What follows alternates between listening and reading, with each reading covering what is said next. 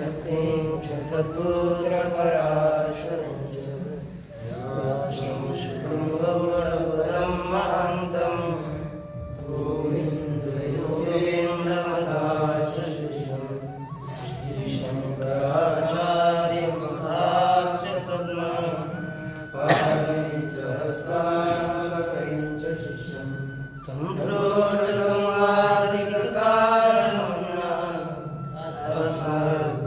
सन्ततमानतोऽस्मि स्मृते पुराणानामालयं करुणालयं नमामि भगवत्पादं शङ्करं लोकशङ्करं शङ्करं शङ्कराचार्यं केशवं बादरायणं सूत्रभाष्यकृतौ वन्दे भगवन्तौ पुनः पुनः ईश्वरो गुरुरात्मेति मूर्तिभेदविभागिने व्योमव्याप्तदेहाय दक्षिणामूर्तये नमः।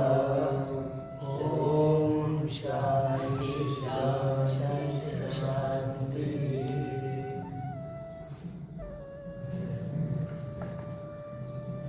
और वैशेषिकादयः इच्छादयः आत्मसमवायिनः इति। इससे पहले सांख्य मत का उत्थापन करके उस सांख्य मत का खंडन किया। अब वैशेषिक मत को उठा करके वैशेषिक मत का खंडन करने जा रहे हैं। यहाँ पर कहा हेतु परंतु जो ये वैशेषिकादयः आहु क्या कि जो वैशेषिकादि लोग कहते हैं कि इच्छादयः आत्मसमवायिनः इति, इच्छा इत्यादि गुण आत्मा में समवाय संबंध से रहते हैं। ये इनके मत में सब गुण किस में मान बताए गए है ना? किस में बताए गए?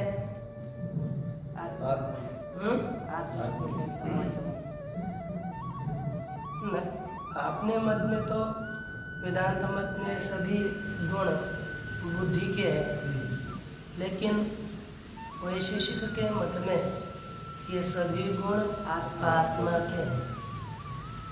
इसलिए उन्होंने कहा बुद्धि, और कौन कौन से टीका में दिए? बुद्धि, सुख, दुख, इच्छा, द्वेष, प्रयत्न, धर्म, अधर्म, संस्कार, ये 9 विशेष गुण ये आत्मा के हैं। आत्मा में समवाय संबंध से रहते हैं, यह वैशेषिकादियों का मानना है। तेज प्रत्येकम आत्मसु व्यवस्थया समवेताः स्वीक्रियन्ते, अर्थात वे सभी 9 गुण प्रत्येकम आत्मसु अर्थात प्रत्येक आत्मा में, ये प्रत्येकम दिख रही है द्वितीय है कि नहीं, लेकिन है वो सप्तमी के अविभाव समास होकर के सभी जगह पर सप्तमी में विकल्प से हम होता है। तो यहाँ वही सप्तमंत ही रूप है प्रत्येकम भी। तो प्रत्येक आत्मा में व्यवस्था से देवदत्त प्रत्येक आत्मा में समवाय संबंध से रहता है। सभी गुण रहते हैं, ऐसे स्वीकार किए जाते हैं। तेषां व्यवस्थानुपपत्त्या प्रतिदेहम आत्मवेद सिद्धि इत्यर्थ। उनके व्यवस्था की अनुपपत्ति होने से प्रतिदेहम प्रत्येक देह में आत्मा के भेद की सिद्धि होती है, क्योंकि अब प्रत्येक में वे गुण रहते हैं, इच्छा, द्वेष, प्रयत्न, धर्म, अधर्म, ये सभी गुण प्रत्येक देह में रहते हैं। तो उनकी व्यवस्था, उन धर्मों की व्यवस्था के अनुपत्ति से, असिद्धि से प्रत्येक देह में, क्योंकि ये उन गुणों को रहने के लिए, प्रत्येक में अलग रहने के लिए गुण अलग अलग है, सबके गुण अलग अलग, तो उनका आश्रय आत्मा भी अलग अलग होना चाहिए। इसलिए प्रत्येक देह में आत्मा के भेद की सिद्धि होती है। प्रत्येक देह में आत्मा भिन्न भिन्न है, यह उनका मानना है। तो उनमें अब एक विकल्प करके उत्तर दे रहे टीका में, कहा कि किम बुद्ध्यादयो रूपादिवद आत्मव्यापिनः किं वा संयोगादिवद एकदेशवृत्तयः। ये कहा कि बुद्ध्यादयः, बुद्धि, सुख, दुख इत्यादि जो गुण है वह आत्मव्यापी है। बुद्धिया रूपादिवत, जैसे रूप, यह कैसे हैं? कुछ व्याप्य वृत्ति गुण हुआ करते हैं और कुछ अव्याप्य वृत्ति। व्याप्य वृत्ति अर्थात जो पदार्थ है उसको सबको व्याप्त करके रहने वाला जो पदार्थ है उसे व्याप्य वृत्ति कहा जाता है। जो सबको व्याप्त करके रहता है वह व्याप्य वृत्ति। जैसे ये रूप है, ये रूप एक भाग में है और एक भाग में नहीं है, ऐसा नहीं। हाँ, ये जो रूप है, आप बोलोगे नीला है, ये थोड़ा गोरा है, ये लाल है, ये अलग अलग रूप नहीं। इस चित्र पर सभी एक ही रूप है और उसका नाम है चित्र रूप। ये न्यायमत में उसे चित्र रूप कहा जाता है, अलग अलग रूप नहीं कहा जाता। तो इसमें अर्थात कोई भी रूप एक भाग में रहता है और एक भाग में नहीं रहता है, ऐसा नहीं होता। सबको व्याप्त करके रूप रहता है, इसलिए इसे व्याप्य वृत्ति कहा जाता है। क्या कहा जाता है? व्याप्य वृत्ति कहा जाता है।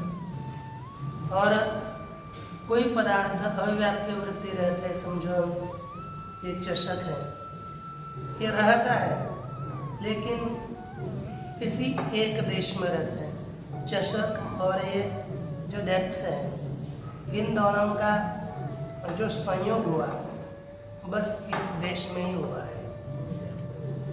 तो ये पूरे डेस्क में इसका संयोग नहीं होता, एक देश में होता है। इसलिए ये संयोग, ये गुण है, ये संयोग भी गुण है, लेकिन ये अव्याप्य वृत्ति गुण रहता है और कुछ गुण व्याप्य वृत्ति होते हैं। जैसे रूप गुण, यह वस्त्र पर है तो सबको व्याप्त करके रहता है, इसलिए रूप गुण व्याप्य वृत्ति है। कौन सा हुआ? व्याप्य वृत्ति। यह रूप गुण व्याप्य वृत्ति है। इसलिए कहा हेतु ये किम बुद्ध्यादयो रूपादिवत आत्मव्यापिनः, बुद्धि इत्यादि रूपादियों की तरह आत्मव्यापी है। अथवा अर्थात आत्मव्यापी शब्द का अर्थ व्याप्य वृत्ति है। किंवा संयोगादिवत एकदश वृत्तयः अथवा संयोग इत्यादियों की तरह, जैसा संयोग एक देश में रहता है उसी तरह ये संयोगादियों की तरह अव्याप्य वृत्ति है। एक देश वृत्ति अर्थात अव्याप्य वृत्ति। ये व्याप्य वृत्ति है कि अव्याप्य वृत्ति है, बताइए। तो पहला जो विकल्प था कि ये सभी गुण व्याप्य वृत्ति है, उसके विषय में कहते हैं न आद्य ज्ञानादि गुणानाम आश्रय व्यापिनाम आश्रय संयुक्ते सर्वस्मिन् अपर्यायेण ज्ञाततादि व्यवहार जनकत्व प्रसंगात। आदि गुणानाम आश्रय व्यापिनाम, ये जो ज्ञान इत्यादि गुण है अर्थात बुद्धि इत्यादि गुण, ये सभी आश्रय में व्याप्त होकर रहते हैं। आश्रय में सभी आश्रय में रहते हैं, आश्रय को व्याप्त करते हैं। आश्रय संयुक्त सर्वस्मिन् अपर्यायेण ज्ञाततादि व्यवहार जनकत्व प्रसंगात।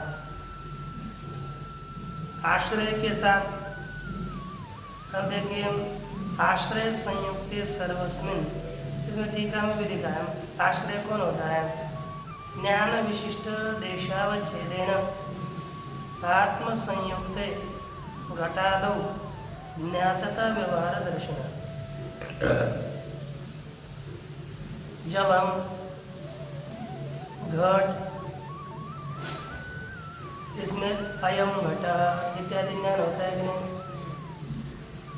जब आश्रय के साथ किसी भी आश्रय के साथ ज्ञानादियों का संबंध होता है, तब उसका सब और से इसका ज्ञान हुआ, ऐसा व्यवहार उत्पन्न संभव होता है। अर्थात जिसको ज्ञान व्याप्त कर लेता है तो उसको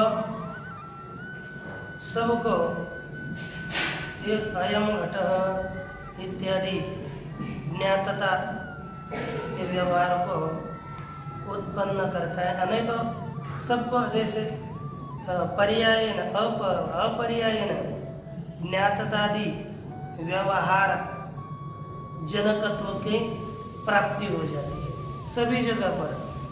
कि जैसे घटादि होते हैं, हम घट का ज्ञान कर लेते हैं,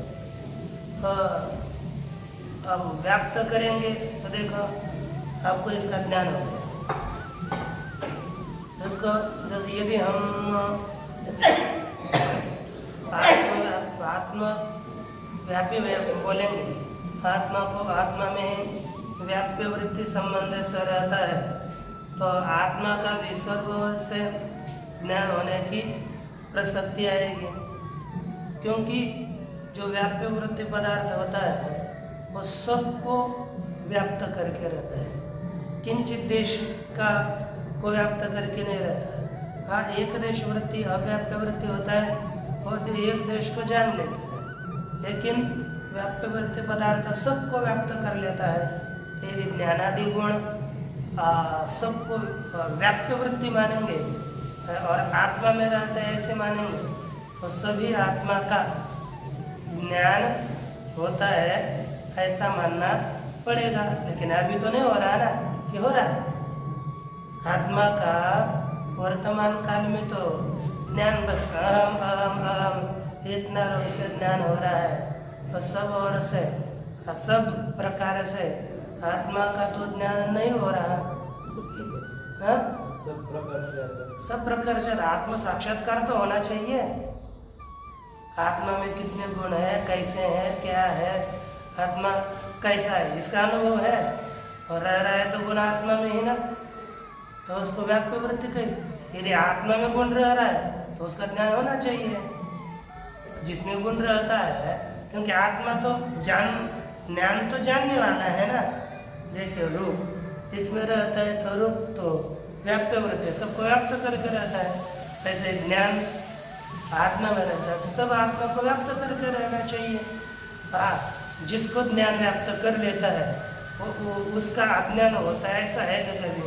अब इसको हमारे ज्ञान ने व्याप्त कर लिया तो जितने अंश में ज्ञान ने व्याप्त कर लिया उसका ज्ञान हो गया, तो आत्मा को व्याप्त कर देता, आत्मा का भी ज्ञान होने का ही प्रसंग आएगा। इसलिए कहते हैं कि अपर्यायी, अपर्यायी अर्थात इसमें पर्याय नहीं रहेगा, एक काल में एक, दूसरे काल में दूसरा, अर्थात एक साथ सबका ज्ञान होने का प्रसंग आएगा। तब क्या होगा? सर्वज्ञत्वापत्ति हो जाएगी, ये इनका मानना है। क्योंकि आत्मा परिचिन्न नहीं है ना, आत्मा इनका व्यापक है और सब व्यापक आत्मा को ज्ञान व्याप्त करता है तो सर्वज्ञ हो जाएगा ना वो जीव पुनः सब, क्योंकि आत्मा व्यापक है तो सब और आत्मा है तो सब व्यापक आत्मा का ज्ञान होगा। तो व्यापक आत्मा का ज्ञान होगा तो व्यापक उसमें रहने वाले जितने भी पदार्थ है उन सबका भी ज्ञान होने की ही प्राप्ति होगी, प्रसंग होगा। तो क्या होगा? यह ऐसा दोष आएगा, सर्वज्ञत्वापत्ति आ जाएगी। और दूसरा क्या इति प्रसंगात इति आह तदपि असत, तद उनका भी न्यायिकों का भी मानना गलत है। स्मृति हेतु नाम संस्काराणाम अप्रदेशवत्यात्मनि असमवायात्। स्मृति हेतु नाम संस्काराणाम, स्मृति के हेतु कारण कौन है? संस्कार। स्मृति हेतव इति स्मृति हेतव के संस्काराः, है ना। स्मृति के हेतु जो संस्कार है वे संस्कार अप्रदेशवती, अप्रदेश अर्थात आत्मा कैसा है? सावयव है क्या? प्रदेशवान अर्थात प्रदेश अर्थात अवयव, एक देश, और अप्रदेशवान अर्थात निरवयव। अप्रदेशवती अर्थात निरवयवे आत्मनि, प्रदेश रहित जो आत्मा है, अप्रदेशवान जो आत्मा है उस अप्रदेश वाले आत्मा में अप्रदेशवती आत्मनि असमवायात्, वो समवाय संबंध से नहीं रहता है ना। अप्रदेश वाले आत्मा में समवाय संबंध से नहीं रहते, ये कहना है। स्मृति हेतु नाम संस्काराणाम अप्रदेशवती आत्मनि असमवायात्, समवाय संबंध से न रहने के कारण। अब टीका देखिए, द्वितीय तो एक देश सत्यो असत्यो वा, यदि हम मानेंगे कि एक देश में रहता है, ये गुण कैसे हैं? अव्याप्य वृत्ति है, एक देश में रहते हैं अर्थात ये व्याप्य वृत्ति नहीं है, एक बस एक देश में ही रहते हैं, ये यदि कहेंगे तो एक देश सत्यो असत्यो वा, एक देश सत्य है अथवा असत्य है। प्रथमे घटादिवत् आत्मनः सत्येकदेशवत्वात् कार्यत्वादि प्रसंगः। यदि एक देश सत्य मानेंगे, आत्मा का एक देश यदि सत्य होगा तो घटादिवत घटादियों की तरह, जैसे घटादियों का एक देश सत्य मानने से घटादियों में कार्यत्व की प्राप्ति है, उसी तरह आत्मन सत्यैक देशवत्वात्, आत्मा भी सत्य एक देश वाला होने से आत्मा में कार्यत्वादि प्रसंग, आत्मा में कार्यत्व की प्राप्ति होगी। आत्मा में कार्यत्व का प्रसंग, कार्यत्व की प्राप्ति हो जाएगी। द्वितीय, यदि आत्मा का एक देश असत्य मानेंगे, क्या मानेंगे? असत्य, तो क्या होगा? कल्पित एक देशानाम एवं ज्ञानादि गुणवत्वम, तो क्या हो जाएगा? कल्पित जो एक देश है वही ज्ञानादि गुण वाला है। सब आत्मा ज्ञानादि गुण वाला नहीं मानेंगे। जो भी कल्पित एक देश है, वास्तविक एक देश नहीं, आत्मा का कल्पित एक देश वही ज्ञानादि गुण वाला है। आत्मनस्तु न तद्वत्वम सिद्ध्यते, आत्मा तो आत्मा में गुणवत्व सिद्ध नहीं होता। आत्मा गुण वाला है यह सिद्ध नहीं होता। इति आह स्मृति, इसका उत्तर देते स्मृति इत्यादि के द्वारा। स्मृति हेतु नाम संस्काराणाम अप्रदेशवती आत्मनि असमवायात्। स्मृति हेतवः संस्काराः, स्मृति की हेतु कौन है? संस्कार। तो कौन सा है? भावनाख्य, भावना नामक संस्कार है स्मृति के हेतु। तेषां ग्रहणम इतरेषां उपलक्षणार्थम, उनका ग्रहण अन्यों के उपलक्षण के लिए।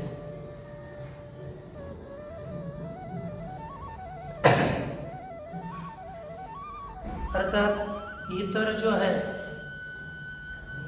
उनका केवल स्मृति संस्कार दिया है, तो अन्य सभी ले रहे हैं इतर के उपलक्षण के लिए, अर्थात इतर का भी ग्रहण के लिए। जैसे उपलक्षण क्या होता है? अपना बोध कराते हुए अपने इतर अन्यों का भी जो बोध कराता है उसे उपलक्षण कहते हैं। तो यहाँ पर स्मृति के हेतु संस्कार जो भावना नामक संस्कार है वह अपना बोध कराते हुए अपने से इतर का भी बोध करा रहे हैं, इसलिए उपलक्षण के लिए है। तेषाम आत्मनि समवाया भावात् परस्य सिद्धांता सिद्धिरिति शेषः। वे सभी आत्मा में उनका समवाय संबंध न होने से परस्य अर्थात नैयायिकस्य सिद्धांता सिद्धि, नैयायिक के सिद्धांत की असिद्धि होती है। नैयायिक के सिद्धांत की सिद्धि नहीं होती। अब उसी के विषय में और कहते हैं, किंच आत्म मनस संयोगा समवाय कारणात् ज्ञानानाम उत्पत्ति रिष्टा तथा च सति ग्रहण समये स्मृतिर्न संभवति एव इति नियमो नोपपद्यते। किंच और आत्ममनः संयोगा समवाय कारणात् ज्ञानानाम उत्पत्ति ही इष्टा, और आत्मा मन इनका यहाँ पर क्या कर रखा था, ये जो पंक्ति है टीका में लिखा अद्वैती मते अव्यवस्थाम आपादयतो वैशेषिकादेरपि न अव्यवस्था निस्तारः इति आशयेन भाष्यम अवतारयते। जैसे अद्वैत वेदांत के मत में अव्यवस्था है, ऐसे प्रतिपादन करने वाला कौन? वैशेषिक। उस वैशेषिक के मत में भी अव्यवस्था की निवृत्ति नहीं होगी, अर्थात उनमें भी अव्यवस्था है ही है। इस आशय से भाष्य को करके उसका अवतरण करके कहते हैं, अर्थात भाष्य यहाँ पर प्रस्तुत करने जा रहे हैं। कहते हैं कि आत्म मन संयोगाच स्मृत्युत्पत्ते है, ये मूल में दिया स्मृति नियमानुपत्ति है। उसी के विषय में टीका में लिखा पहले किंच आत्म मन संयोगा समवाय कारण, और आत्मा और मन का संयोग, आत्मा और मन का संयोग ये असमवायी कारण, यह समवाय कारण असमवायी कारणात्, ये कौन सा कारण है? असमवायी कारण है।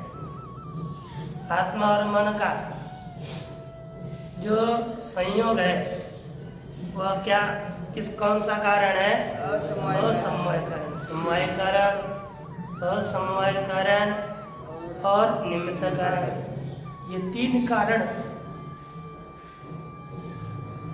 न्यायवत में माने गए। इसलिए आत्मा और मन का संयोग है और असमवाय कारण होने से ज्ञानानाम उत्पत्ति इष्टा, ज्ञानों की उत्पत्ति इष्ट है। तथा च सती, वैसा होने पर ग्रहण समय अर्थात अनुभव के काल में स्मृति न संभवती एवं स्मृति होती ही नहीं, ऐसा नियम सिद्ध नहीं होता।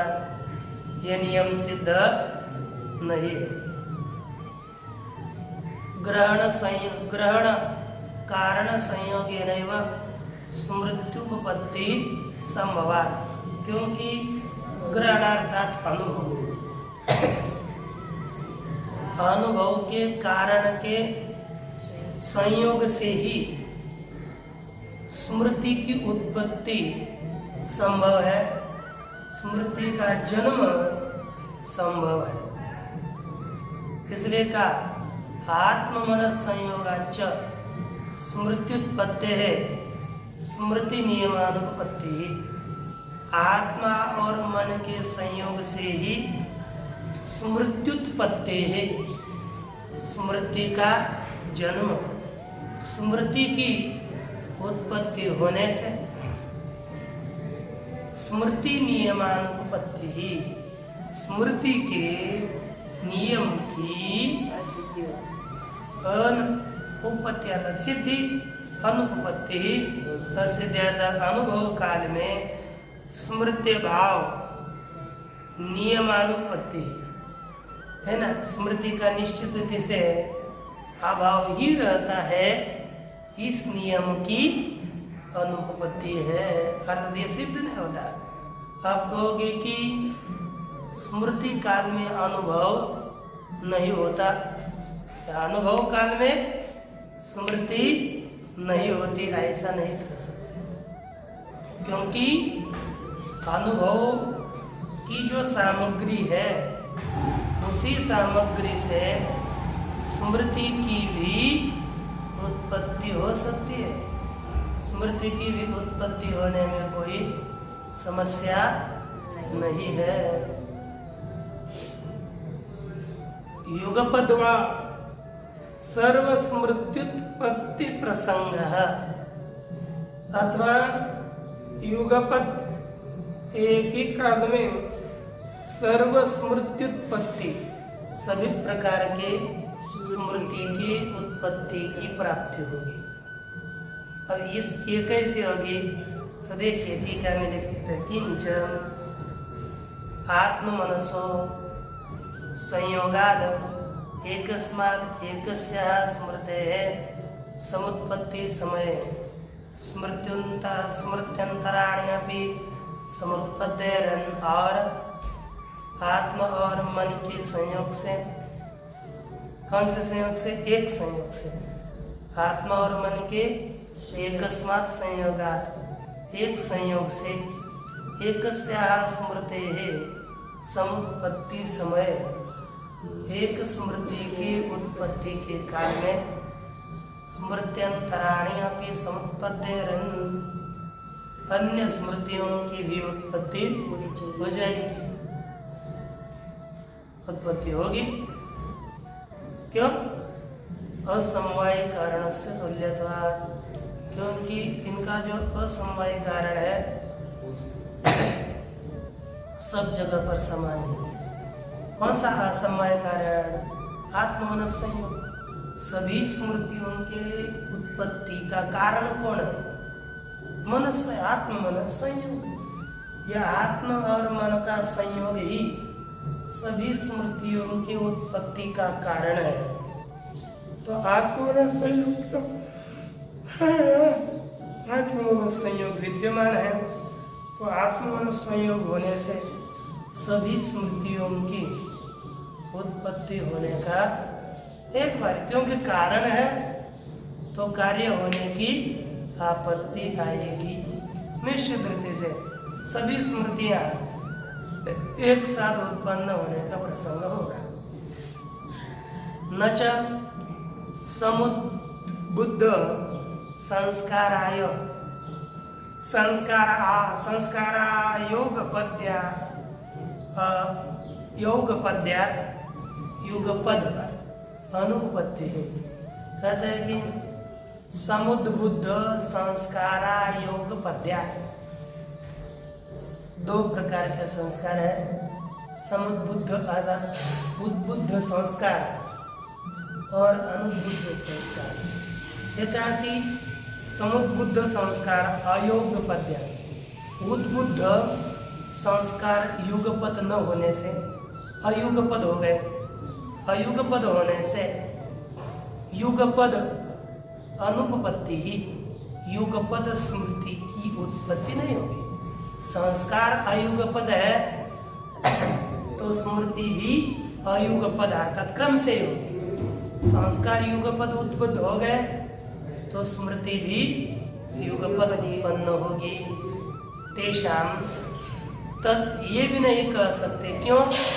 ताकि तेषाम तदुद्बोधस्य च आत्मनि विप्रतिपन्नत्वेन स्मृति सामग्र्यंतर्भावा संभवात् इति अभिप्रेत्य आह। तेषाम तदुद्बोधस्य च आत्मनि विप्रतिपन्नत्वेन,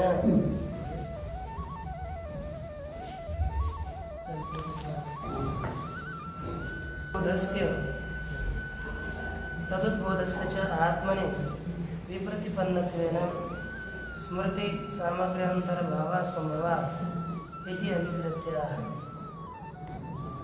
तेषाम् अर्थात् संस्काराणां तद्बुद्ध संस्काराणां तद उद्बोधस्य, तदुद्बोधस्य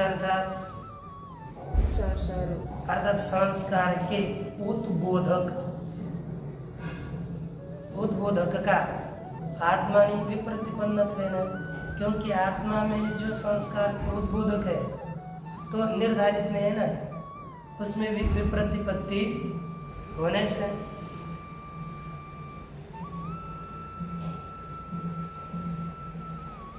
स्मृति सामग्री अंतर्भावा संभवा, उसमें स्मृति के सामग्री के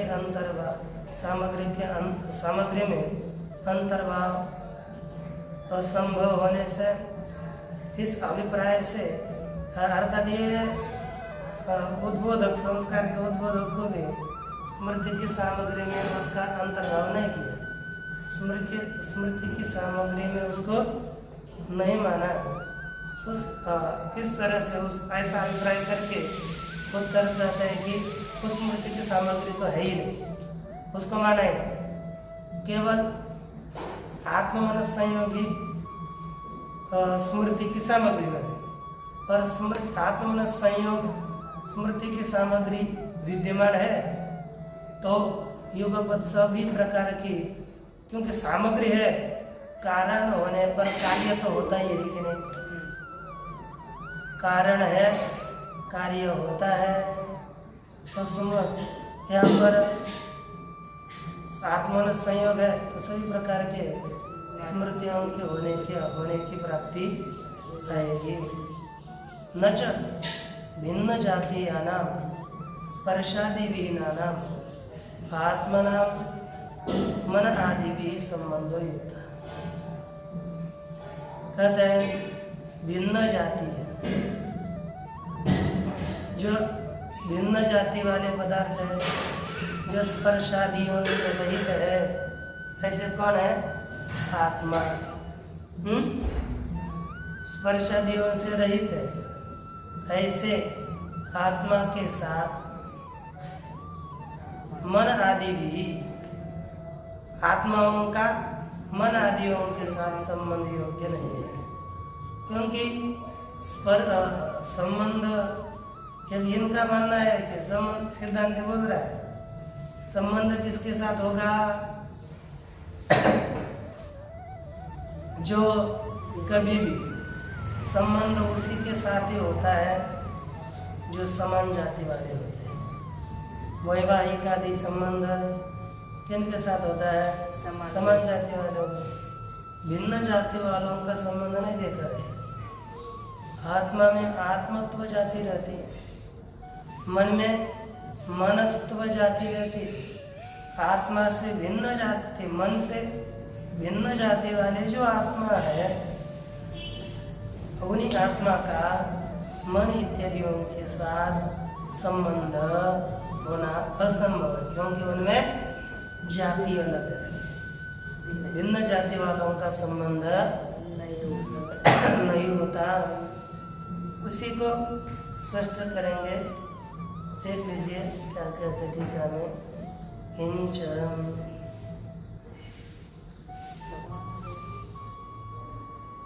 समान जातीयानां स्पर्शादि मतां परस्परम संबंधो दृष्टा। ऐसे समान जाति वाले जो स्पर्शादि वाले पदार्थ है, उनका परस्पर संबंध देखा है। जैसे देखो मल्लानाम, दोनों मल्ल है, मल्लों का संबंध देखा गया कि नहीं? ऐशाणाम, देखो समान जाति, दोनों मल्ल है, दोनों भी मनुष्य से जात वाले है, तो दोनों में संबंध देखा गया है कि एक दूसरे से युद्ध करते रहते हैं, है ना? दो मेष है, उनका भी संबंध देखा गया है। रज्जु घटा दिया ना, है कि नहीं?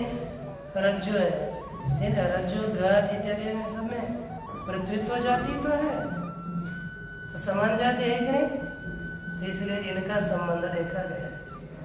तदुभया भावात्, लेकिन आत्मा और मन इन दोनों में संबंध भी नहीं है और स्पर्शादि मत्व भी नहीं। दोनों की जाति एक नहीं है। आत्मा की आत्मत्व, मन की मनस्त्व, इनमें जाति भेद है और स्पर्शादि मत्व भी नहीं है। इसलिए तद उभया भावा, जात्य भावात् और स्पर्शादि अभावाच्च, जात्यादियों का भी अभाव होने से और स्पर्शादियों का भी अभाव होने से आत्मना मन आदि भी संबंधा सिद्ध है। आत्मा का मन इत्यादियों के साथ संबंध सिद्ध होने से, संबंध सिद्ध न होने से न उक्ताद असमवाय कारणात बुद्ध्यादि गुणोत्पत्ति सिद्ध्यति। कदा इसलिए न उक्ताद असमवाय कारण, ऊपर बताए गए जो असमवाय कारण है, कौन? आत्ममन संयोग। इस आत्ममन संयोग रूपी असमवाय कारण से बुद्ध्यादि गुणों की उत्पत्ति सिद्ध नहीं होती इत्यादि कहते हैं। न च भिन्न न च द्रव्याद रूपादयो गुणाः कर्म सामान्य विशेष समवायाः वा भिन्नाः सन्ति परेषाम्। और कहा कि परेषाम अर्थात वैशेषिक आदिकों के मत में द्रव्याद रूपादयो गुणाः, द्रव्य से रूपादि गुण अथवा कर्म सामान्य विशेष समवाय, कर्म सामान्य विशेष समवाय, सभी कोई भी द्रव्य से रूपादि गुण अथवा कर्म सामान्य विशेष समवाय, ये नैयायिकों के मत में भिन्न सिद्ध नहीं हो। वेदांती नाम लिख रहे, परेशान वेदांती नाम न सिद्ध्यन्ति, ये अलग सिद्ध नहीं होते। अच्छा, और भी कहते हैं कि यदि ही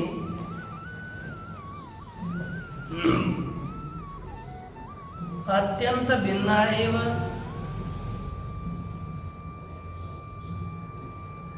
द्रव्यात् स्युः इच्छादयश्च आत्मनश्च, कहते हैं यदि अत्यंत भिन्ना एव द्रव्यात् स्युः इच्छादयश्च,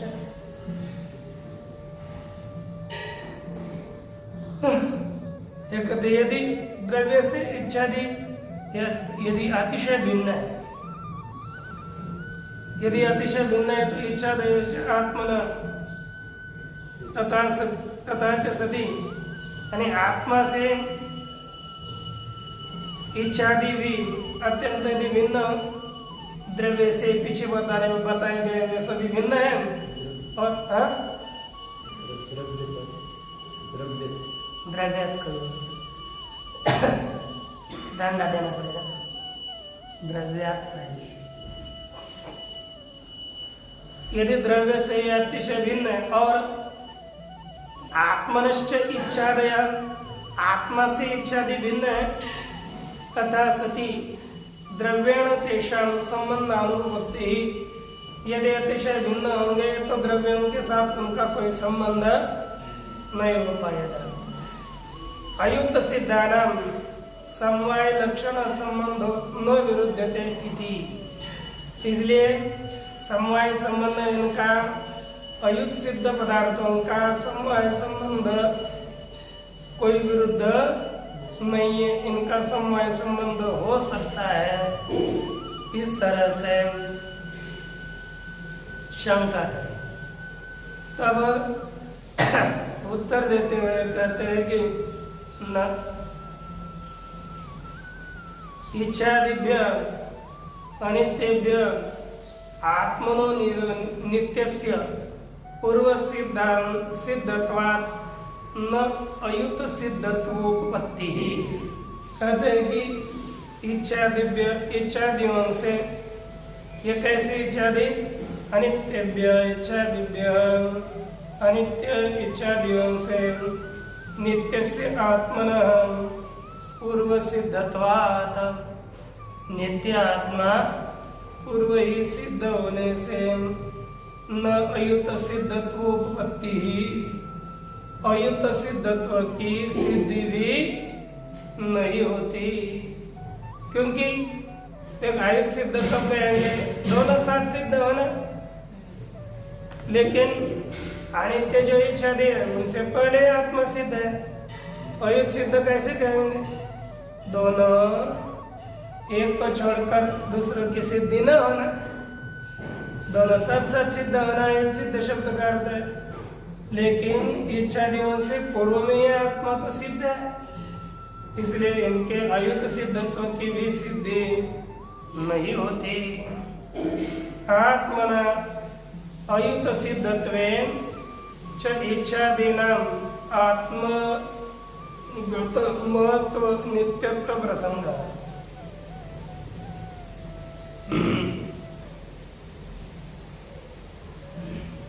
कद आत्मना अयुत सिद्धत्वे चेत इच्छादीनां, जो इच्छा भी है ये आत्मा के साथ अयुत सिद्ध है।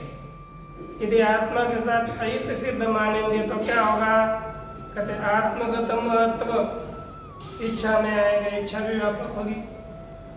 आत्मगत नित्यत्व आएगा, क्योंकि अयुत सिद्ध तभी सिद्ध होंगे ना, सबके साथ संबंध होना चाहिए, तो सबके साथ नित्य संबंध होना चाहिए। तो आत्मा नित्य है, तो इच्छा का आत्मा के साथ नित्य संबंध होना चाहिए अयुत सिद्धत्व के लिए। तो नित्य संबंध सिद्ध होने के लिए इच्छा को नित्य होना चाहिए। सब आत्मा के साथ संबंध के लिए इच्छा को भी व्यापक होना चाहिए। तो इस तरह से अयुत सिद्ध मानने पर इच्छादियों में भी नित्यत्व और व्यापकत्व की प्राप्ति, महत्व की प्राप्ति होगी। सच अनिष्ट है, वह अनिष्ट है, योग्य नहीं है। आत्मनो अनिर्मोक्ष प्रसंग। क्यों अनिष्ट है?